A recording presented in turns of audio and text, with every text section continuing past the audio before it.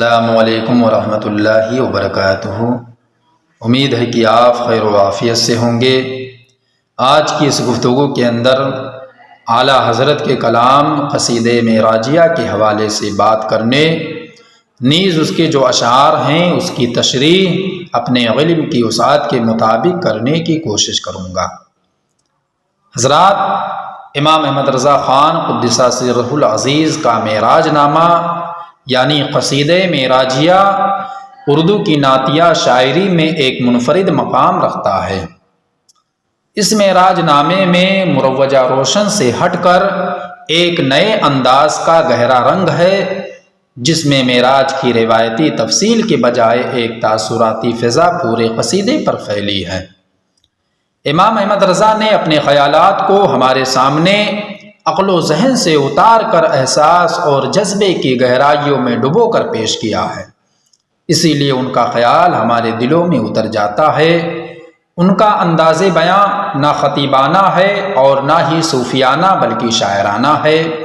ان کی فکر نے معراج نامے کی زبان اور بیان کو ایک نیا اور دلکش پیکر دیا ہے۔ وہ تخیل سے واقعات کی تفصیل کا کام لیتے ہیں، بلکہ تاثر کے بہاؤ کو جذبے کی صداقت اور خلوص کی گہرائی کے ذریعے مربوط طور پر پیش کرتے ہیں۔ حضرات، یہ وہی قصیدہ معراجیہ ہے کہ اردو کے ایک مشہور نعت گو شاعر حضرت محسن کاکوروی نے ایک بار اپنا قصیدہ سنانے کے لیے حضرت امام احمد رضا خان محدث بریلوی رضی اللہ تعالی عنہ کی بارگاہ میں بریلی شریف حاضری دی۔ ان کا قصیدہ بھی معراج کے حوالے سے تھا، جس کا مطلع تھا سمت کاشی سے چلا جانب متھرا بادل، سمت کاشی سے چلا جانب متھرا بادل، برق کے کاندھے پہ لائی ہے صبا گنگا جل۔ ظہر کی نماز کے بعد حضرت محسن کاکوروی نے اس کے اشعار سنانے شروع کیے۔ ابھی دو ہی اشعار پڑھے ہی تھے کہ اعلیٰ حضرت نے فرمایا، اب بس کیجئے، عصر کی نماز کے بعد بقیہ اشعار سنے جائیں گے۔ اسی ظہر و عصر کے درمیان آپ نے یہ قصیدہ معراجیہ کہا، اور جب مجلس بیٹھی تو پہلے امام احمد رضا خان نے اپنا قصیدہ سنایا۔ اشعار کی معنویت، لفظوں کا اتار چڑھاؤ، جملوں کی نشست و برخاست اور سفر معراج کو اس انداز سے اشعار میں پرونا، محسن کاکوروی عرض کرتے ہیں، مولانا اب بس کیجئے، اس کے بعد میں اپنا قصیدہ نہیں سنا سکتا۔ حضرات، قصیدہ معراجیہ کے تعلق سے حضرت محدث ہند حضرت مولانا سید محمد اشرف کچھوجوی رحمۃ اللہ علیہ بیان فرماتے ہیں کہ لکھنؤ کے ادیبوں کی ایک شاندار محفل میں اعلیٰ حضرت کا قصیدہ معراجیہ میں نے اپنے مخصوص انداز میں پڑھ کر سنایا تو سب جھومنے لگے۔ میں نے اعلان کیا، اردو ادب کے نقطۂ نظر سے میں ادیبوں کا فیصلہ اس قصیدے کی زبان کے متعلق سننا چاہتا ہوں، تو سب نے کہا اس کی زبان تو کوثر و تسنیم سے دھلی ہوئی ہے۔ قصیدہ معراجیہ صرف سفر معراج، معجزات و واقعات کا مجموعہ ہی نہیں، بلکہ اس میں حضور اکرم صلی اللہ تعالیٰ علیہ وسلم کی تعریف و توصیف میں ایک پروقار طریقے سے ایسی منظر کشی کی گئی کہ شعراء کی عقلیں دنگ اور حیران ہیں۔ یقین جان لیجئے کہ گزشتہ صدی کے شعراء کے کلام کے سامنے اگر اعلیٰ حضرت کا صرف قصیدہ معراجیہ ہی رکھ دیا جائے تو تمام شعراء کے تمام کلام پہ یہ قصیدہ اکیلا ہی حاوی اور بھاری ہو جائے گا۔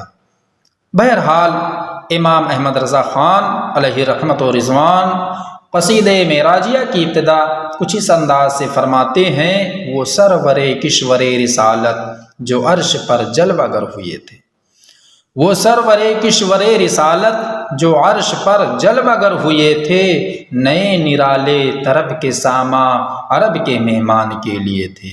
حضرات، اس شعر کے اندر اعلیٰ حضرت قدس سرہ العزیز فرماتے ہیں کہ کشور رسالت کے سردار سید الانبیاء صلی اللہ تعالیٰ علیہ وسلم معراج کی شب جب عرش اعظم پر تشریف لے گئے تو عرب کے اس مہمان ذیشان کے استقبال کے لیے عجیب و غریب انوکھے فرحت و خوشی کے تمام اسباب مہیا کیے گئے تھے، جن کے نرالے پن اور عمدگی کو بیان نہیں کیا جا سکتا۔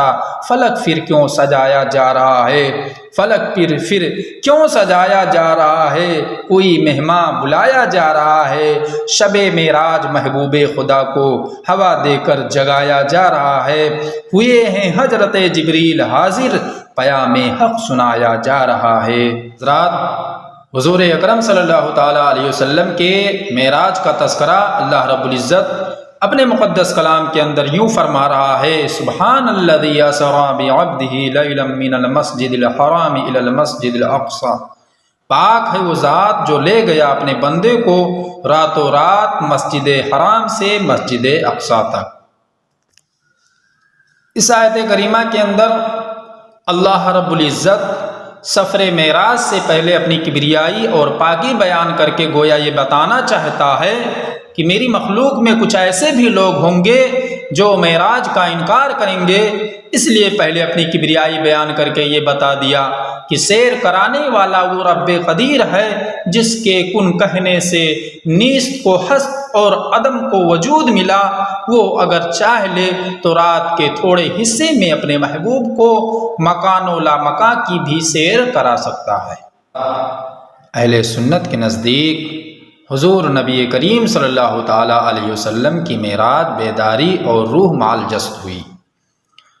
جسمانی معراج کی عقلی دلیل لفظ عبد ہی واضح ہے، اس لیے کہ عبد روح ما جست کو کہا جاتا ہے۔ دوسری دلیل یہ ہے کہ حضور اکرم صلی اللہ تعالیٰ علیہ وسلم کے لیے براق لایا گیا، اور براق جسم یعنی ثقیل شے اٹھانے کے لیے ہو سکتا ہے، ورنہ روح کے لیے براق کس لیے؟ اور تیسری دلیل یہ ہے کہ اگر روح سے معراج ہوتی تو پھر معراج کے منکرین کو انکار کیسا؟ اس لیے کہ روح سے معراجی واقعات کو منکرین بھی محال نہیں سمجھتے، انہیں انکار تھا تو جسمانیت سے۔ پتہ چلا کہ حضور اکرم صلی اللہ تعالیٰ علیہ وسلم جسم و جسمانیت کے ساتھ مختصر وقت میں عرش اعظم پہنچ کر اپنے ماتھے کی نگاہوں سے رب کا دیدار فرمایا۔ حضرات، یہ بھی یاد رکھیے کہ حضور اکرم صلی اللہ تعالیٰ علیہ وسلم شب معراج سواریوں کے محتاج نہیں تھے، بلکہ سواریوں سمیت ہر شے حضور اکرم صلی اللہ تعالیٰ علیہ وسلم کی نظر کرم کی محتاج تھی۔ بلکہ یوں کہو کہ جو ہی آپ تشریف لے گئے تو ہر ایک کو معراج ہو گئی۔ معراج ہوئی سب کی جس شب میں گئے آقا، سب دے رہے سلامی اور گیت گا رہے تھے۔ وہ سرور کشور رسالت جو عرش پر جلوہ گر ہوئے تھے، نئے نرالے طرب کے ساما عرب کے مہمان کے لیے تھے۔